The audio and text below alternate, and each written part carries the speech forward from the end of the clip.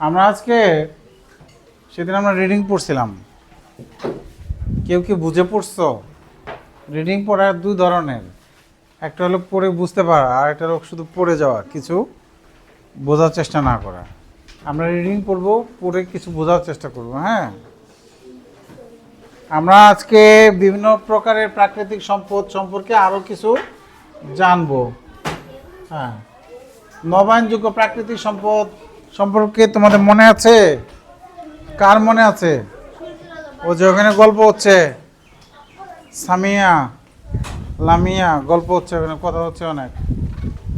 হ্যাঁ, অনবায়নযোগ্য প্রাকৃতিক সম্পদ সম্পর্কে তোমরা কি কেউ কিছু জানো? সাফওয়ান হাতুস বলো কি? এটা একবার ব্যবহার করলে শেষ হয়ে যেতে পারে। অনবায়নযোগ্য, আমি অনবায়নযোগ্যর কথা বলছি, তাই না? আচ্ছা, নবায়নযোগ্য প্রাকৃতিক সম্পদের কথা করতে যাও, অনবায়নযোগ্য জিজ্ঞেস করছে। আচ্ছা ঠিক আছে, দুইটাই জানতে হবে। হ্যাঁ, নবায়নযোগ্য প্রাকৃতিক সম্পদ, নবায়নযোগ্য প্রাকৃতিক সম্পদ কখনোই শেষ হবে না। Good, thank you. ওর জন্য তালি দাও। হ্যাঁ, নবায়নযোগ্য প্রাকৃতিক সম্পদটা কি মানে শেষ হয় না, আর অনবায়নযোগ্য প্রাকৃতিক সম্পদ শেষ হয়েছে। হ্যাঁ, তাহলে এই যে সূর্যের আলো, এটা কি নবায়নযোগ্য না অনবায়নযোগ্য? এই সূর্যের আলো কাজে লাগিয়ে আমরা বিদ্যুৎ তৈরি করতে পারি। কিভাবে কিভাবে এখানে ছবিতেই দেওয়া আছে। তোমরা কি এই ছবিটার সাথে তোমাদের পরিচয় আছে? তোমরা কি? হ্যাঁ, গুড, ভালো বলেছো। এটা হলো সৌর প্যানেল। কোথায় দেখেছো তোমরা? তাশরিফা ওদের নানু বাড়িতে আছে। এইখানে কারো বাড়িতে আছে সৌর বিদ্যুৎ? তোমাদের অনেকের বাড়িতে আছে। কেন তোমাদের বাড়িতে বিদ্যুৎ নাই? তারপরে সৌর বিদ্যুৎ কেন? কারেন্ট চলে গেলে। হ্যাঁ, তো আগে তো কারেন্টই ছিল না, তখন সৌর বিদ্যুৎ মানুষ ব্যবহার করতো বেশি। আমরা একটু ঠিক আছে, ওই যে সৌর বিদ্যুৎ নিয়ে কথা বলতেছে। আমরা আরো ছবি দেখি, ঠিক আছে? আমরা আরো ছবি দেখি। দেখো, এই যে এরকম সেচ পাম্প, এই জায়গার মধ্যে যে কোনো একটা বড় করে দেখাবো। কোনটা দেখবা? আচ্ছা, এটা বড় করে দেখাই। ঠিক আছে, দেখো এটাতে কি করছে বড় করে। হ্যাঁ হ্যাঁ,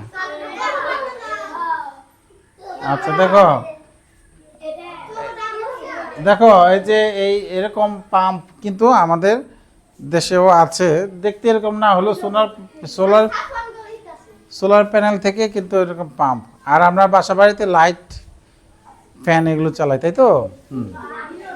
হ্যাঁ, তাহলে এই সোলার প্যানেল বিদ্যুৎ তৈরি করতে পারে কি থেকে? সূর্যের আলো থেকে। তাহলে সূর্যের আলো একটা নবায়নযোগ্য প্রাকৃতিক সম্পদ। আচ্ছা, তাহলে সোলার প্যানেল হলো ওই আলোক শক্তিকে বিদ্যুৎ শক্তিতে রূপান্তরিত করে। সোলার প্যানেল কি করে?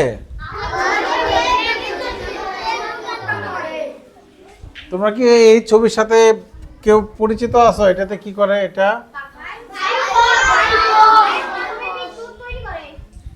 আচ্ছা, এখান থেকে একটু ভালো জবাব পাইছি। কি?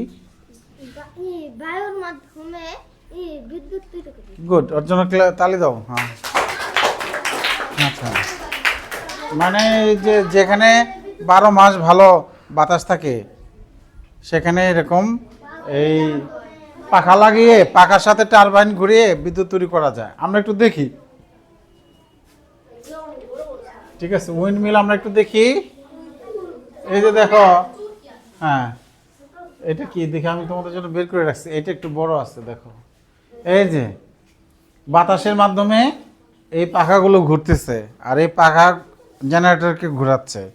এখান থেকে আমরা বিদ্যুৎ পাই। এটাকে বলে উইন্ড মিল। কি বলে?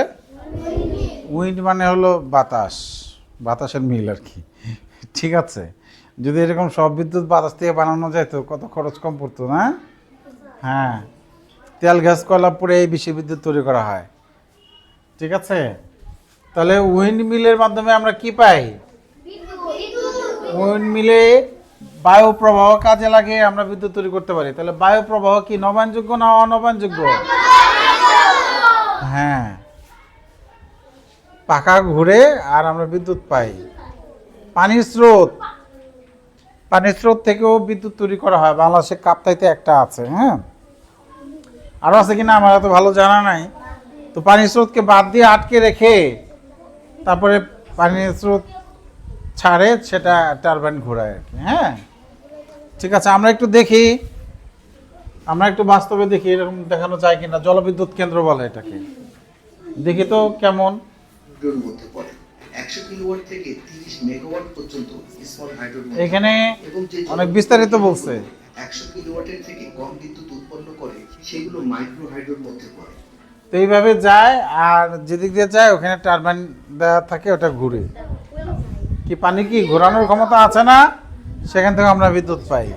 সেই বিদ্যুৎ আমাদের মাথার উপরে ফ্যান ঘোরায় আর আমরা ব্যবহার করি। সেই যে এই স্মার্ট বোর্ড চলতেছে কি বিদ্যুৎ দিয়ে না? হ্যাঁ, তাহলে বিদ্যুৎ নানাভাবে তৈরি করা যায়। পানির স্রোতকে কাজে লাগিয়েও বিদ্যুৎ তৈরি করা যায়। আর এই পানির স্রোত এটা নবায়নযোগ্য না অনবায়নযোগ্য? নবায়নযোগ্য। হ্যাঁ, আমাদের এদিকে নদী ভরে গেছে, স্রোত নাই, স্রোত কমে যায়, কিন্তু এটা আবার পাওয়া যায়। বর্ষাকালে তো পানি আবার উপচে পড়ে, তাই না? হ্যাঁ, তাহলে অনবায়নযোগ্য প্রাকৃতিক সম্পদ সম্পর্কে এখানে বলছে। এই যে তেল, গ্যাস, প্রাকৃতিক গ্যাস, তেল, কয়লা, গ্যাস, এগুলো আমরা মাটির নিচ থেকে তুলি। এগুলো একসময় শেষ হয়ে যাবে না? তখন কি করব? নবায়নযোগ্য ছাড়া কি উপায় আছে চলা? তাহলে আমাদের কি নবায়নযোগ্য ব্যবহারের চেষ্টা করতে হবে? হ্যাঁ, এখানে এগুলো বলছে, এগুলি একবার শেষ হয়ে গেলে আর পাওয়া যায় না। কয়লা, তেল, এই তেল খাবার তেলের কথা বলে নাই, জ্বালানি তেলের। হ্যাঁ, জ্বালানি তেল ছাড়া চলে? একবার দেখো, আমরা তেলের ক্রাইসিস হয়েছিল, আমরা লাইনে দাঁড়াইছি যুদ্ধের জন্য। তেল ছাড়া দেশ চলবে? পরিবার চলবে? সব বন্ধ হয়ে যাবে। তেল ছাড়া বিদ্যুৎ সব বন্ধ হয়ে যাবে, দেশ অচল হয়ে যাবে। এই তেল এক সময়, খনিজ তেল এক সময় শেষ হয়ে যাবে, তখন আমাদের নবায়নযোগ্য জ্বালানির উপরেই নির্ভর করতে হবে। কয়লা, এই কয়লা পুড়িয়ে বিদ্যুৎ তৈরি করা হয়। ইটের ভাটায় কয়লা পোড়ায়। তোমাদের বাজারে যে কামান আছে, সেও কিন্তু এই খনিজ কয়লা কিনে নিয়ে আসে। আমরা খনিজ কয়লাকে পাথর কয়লা বলি, তাই না? এই কয়লা, তাহলে কয়লা থেকে আমরা কয়লা পুড়িয়ে তাপ পাই, সেই তাপকে কাজে লাগিয়ে আমরা অনেক কাজ করতে পারি। হ্যাঁ, বিদ্যুৎ তৈরি করতে পারি, ইটের ভাটায় ইট পোড়াতে পারি, কামার লোহা পোড়ায়, এরকম নানাবিধ ব্যবহার আছে। আর গ্যাসের কথা তো তোমরা সবাই জানো, প্রাকৃতিক গ্যাস। এখন বাসা বাড়িতে কার কার বাড়িতে গ্যাস আছে? গ্যাস সিলিন্ডার, ওরে বাবা রে বাবা, অনেকের বাড়িতে গ্যাস আছে, গ্যাস সিলিন্ডার। হাত নাও না, এটা তো এই গ্যাস গ্রামে তো এত থাকার কথা না, মানুষ আরামপ্রিয় হয়ে গেছে, তাই গ্রামে তো একটু পাতা ঝাড়ু দিয়ে রান্না করা যায়। ঠিক আছে, সাধারণত গ্রামে যাদের একটু টাকা পয়সা কিংবা যারা একটু অলস, ঠিক আছে, যেমন আমাদের বাড়িতে গ্যাস আছে, আমাদের সময় নাই এর জন্য। ঠিক আছে, তারপরেও আমরা বাইরে রান্না করি। তো এই গ্যাস দিয়েও তো বিদ্যুৎ উৎপাদন করা যায়। কলকারখানায় গ্যাস লাগে, গ্যাস সিএনজিগুলো গ্যাসে চলে, অনেক গাড়ি বাস গ্যাসে চলে, জানো তো? তাহলে এটাও অনেক গুরুত্বপূর্ণ। গ্যাস ছাড়া আমরা তো শহরে রান্নাবান্নাই করতে পারবে না, ধোঁয়া উঠবে। গ্রামে ধোঁয়া উঠলে তো সমস্যা নাই, শহরে ধোঁয়া উঠলে বলবে যে আগুন লাগছে, তাই না? শহরে তো সবাই গ্যাসে রান্না করে। তাহলে তেল, গ্যাস, কয়লা ছাড়া আসলে আমরা অচল হয়ে যাব। এগুলো পুড়েও আমরা বিদ্যুৎ উৎপাদন করি। ঠিক আছে, এবার খনিজ পদার্থ, এটাও প্রাকৃতিক সম্পদ। এই খনিজ পদার্থ নিয়ে আমরা একটু জানি। এই তোমরা কি এই ছবিটার কথা কেউ বলতে পারো? এই ছবিটা কি? সোনা কি? খনিজ মানে মাটির নিচে পাওয়া যায়, ভূগর্ভে বলে এটাকে।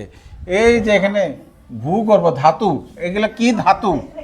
তোমরা কি কেউ ধাতু চিনো? কি ধাতু? কি? লোহা একটা ধাতু। আমরা এইভাবে বলতে পারি, যা আঘাত করলে টন টন ঝনঝন শব্দ হয় এবং ঘষা দিলে চকচক করে, সেটা হলো ধাতু। লোহা, স্টিল, সোনা, তামা, রূপা। হ্যাঁ, তো এইখানে সোনার খনি, এই যে সোনার খনি থেকে সোনা তুলে এটাকে প্রসেস করে সোনার বার বানাইছে। সোনার বিস্কুট। এই যে রূপা, আর এটা হলো লোহা। হ্যাঁ, চাবি আছে। তাহলে এগুলো কি? এগুলো হচ্ছে খনিজ পদার্থ। এগুলো কি খনিজ পদার্থ? কি একদিন শেষ হয়ে যাবে না? হ্যাঁ, এগুলো তাহলে কি এগুলো কি নবায়নযোগ্য না অনবায়নযোগ্য? হ্যাঁ, এই যে এইসব ধাতু ব্যবহারের জন্য অতিরিক্ত আহরণ করে ফেললে আর নতুন করে পাওয়া যাবে না। তা আগামী ক্লাসে আমরা এই যে প্রাকৃতিক সম্পদের যথাযথ ব্যবহারের গুরুত্ব নিয়ে আলোচনা করব। আর আজকে যা আলোচনা করলাম বাড়িতে পড়লে এখান থেকে প্রশ্ন আসলে জবাব দিতে পারবে না?